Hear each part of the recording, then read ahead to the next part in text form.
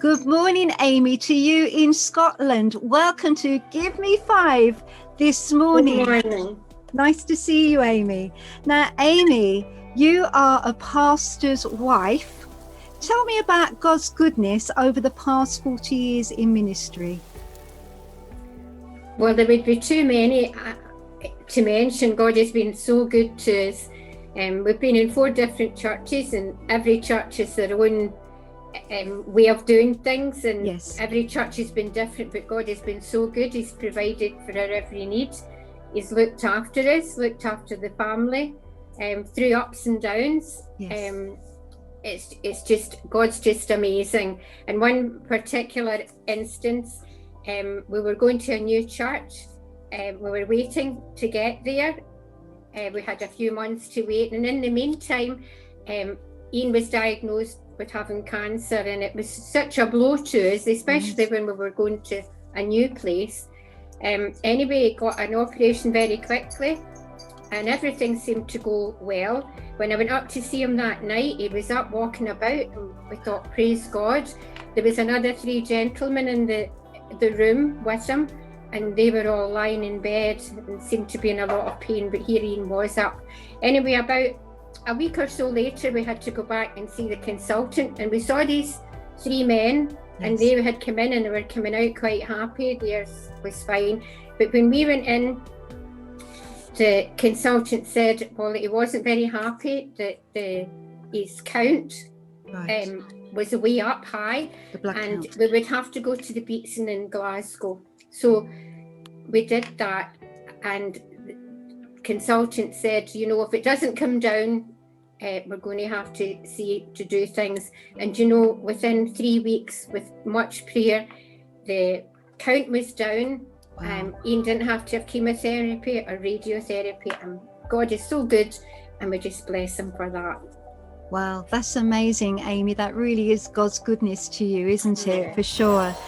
Now, you must have a funny story to tell us. Well, I do have a funny story to tell you. We had 2 Afghan hounds, and as you know, Afghan hounds are very big dogs. Yes. And being the pastor and his wife, we had people come to stay with us when they were visiting speakers. And this particular time, we had a gentleman who was a Bible teacher, and he came to stay with us. Everything went really well, but we were going to the service one night, and we came out, and as we normally did, we locked the dogs in the kitchen. It was a big kitchen, so I mean, they were very well behaved dogs, but I don't know what they would be like with the run of the house. Yeah. Anyway, we came back from the service after being blessed at the service, and when I opened the front door, the 2 dogs came bounding down the stairs, and I thought, oh dear. So I sent my oldest daughter Pauline up to make sure they hadn't been in the guest bedroom, and she came back to the top of the stairs with a horrified look in her face, and she's shaking her head. And by this time, the lady had come in behind me, and I said, oh, excuse me a minute. And when I went up to their room, it was total chaos. The place was terrible. The covers were all off the bed on the floor. There was shoes out the wardrobe. They had a big bar of chocolate. They hadn't eaten it, but they had licked it smooth on the top. And all I could say was, I am so sorry. I am so sorry. And the lady was all right about it. She said, it's fine, we'll get it cleared up. But her husband came up, and he wasn't very pleased at all. Oh dear. And I had to say, look, I am so sorry, I will get it. And not only that, he's probably upset because all his sermon notes were all scattered all over the floor as well, all in disarray. But as I went out the room, I noticed there was a glasses case on the floor, and it was all food. But because he was a bit annoyed, I hid the glasses case behind my back and went out the room, and I stuck it in the filing cabinet.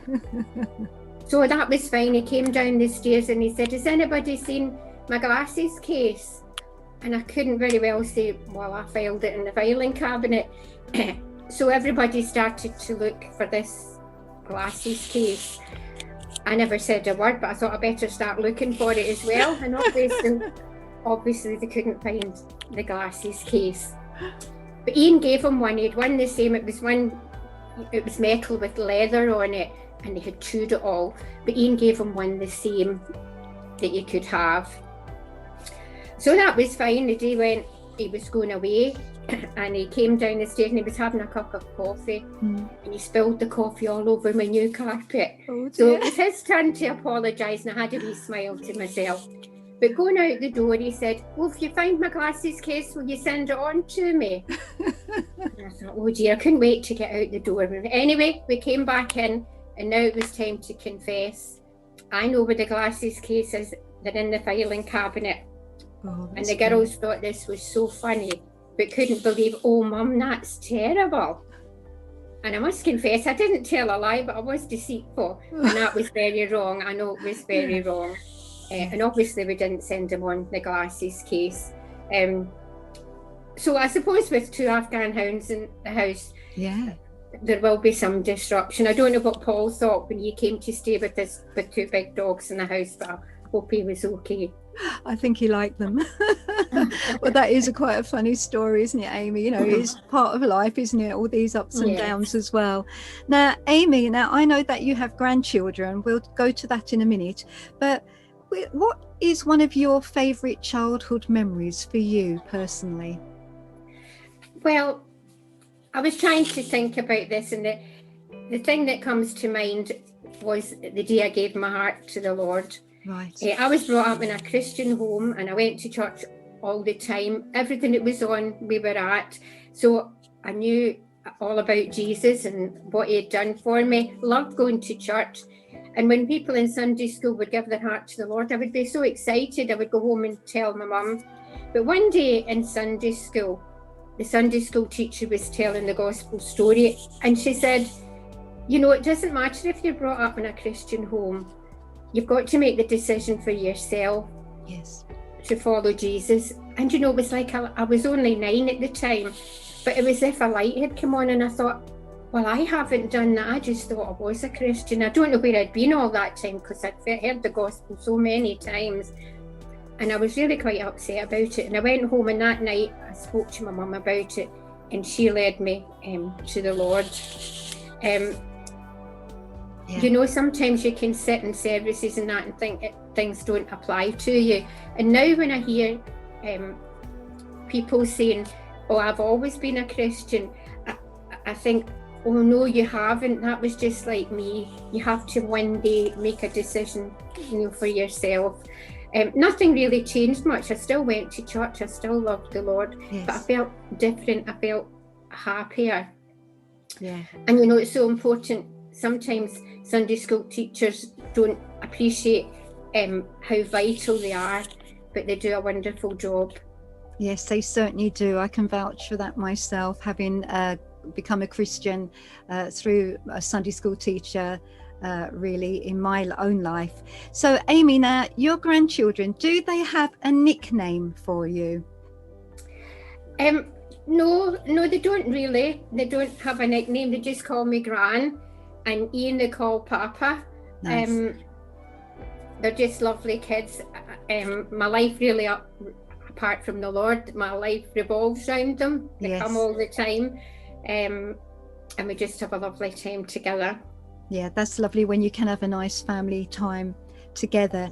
Now, I know that one of your granddaughters started seeing a guy who had an addiction. Tell us more about this, Amy. Well, Christy, my oldest granddaughter, she's 25 now. Can't believe I've got a granddaughter at 25. But she was at university studying theology. She was a youth worker in a church just outside Glasgow. And a young guy came to the church who was a drug addict and a supplier. And he got saved. And almost immediately, Christy and Connor started to date. Now, we were a bit concerned. We said to Christy, you know, you should maybe wait, give him a chance to develop himself, get to know the Lord without complications of a girlfriend. And she understood this, but she would say, but I can help him. I can help him. And so all we could do was pray about it and just trust the Lord that everything would work out. Well, maybe a month later, Connor had a bit of a slip and he went back to drugs. Right. And at this time, Christy was in her doing her finals for her exams at university, and she was devastated. So we prayed with her, and we thought, Lord, if you've got this to work out, you work it out. Anyway, to cut a long story short, Connor came back to the Lord, and it's just a trophy of God's grace. To think this young lad with his sallow complexion is now beaming. He loves the Lord. He can't get enough of the Word of God. They're now married 2 years, and Christy's a youth pastor down south, and Connor helps. And the Lord undertook too for a job for Connor, because when you understand, if you've got a police record, it's not very easy sometimes to get a job, even if you have turned your life around.